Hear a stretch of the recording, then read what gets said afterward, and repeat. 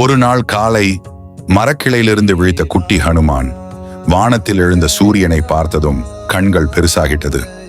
அடடா, இதென்ன பெரிய மாம்பழமா ஜொலிக்குது? குழந்தை எக்ஸைட்மெண்ட்ல துள்ளினான். அந்த மாம்பழத்தை கைப்பிடிக்கணும்னு ஹனுமான் ஒரு மாபெரும் பாய்ச்சலில மேகங்களையே பிளந்துட்டு வானத்துக்கு பறந்தான். சூரியன் நெருங்க நெருங்க அவன் சிரிப்பு மட்டும் இன்னும் பெரியதாயிடுச்சு. ஆனா தேவலோகமே கலங்கிச்சு. இந்த பிள்ளை சூரியனையே பிடிச்சிடுவானா? இந்திரன் வஜ்ரத்தை எடுத்தான்.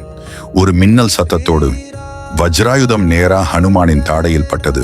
குட்டி ஹனுமான் மயங்கி கீழே விழுந்தான். அன்னைக்கு ஓடி வந்த அஞ்சனா தேவியின் அழுகை தேவங்களை உணர வைத்தது. பிரம்மா, இந்திரன், சூரியன் அனைவரும் சேர்ந்து ஹனுமானை ஆசீர்வதித்தார்கள். அந்த தெய்வீக ஒளியில ஹனுமான் மீண்டும் கண் திறந்து புன்னகை செய்தான்.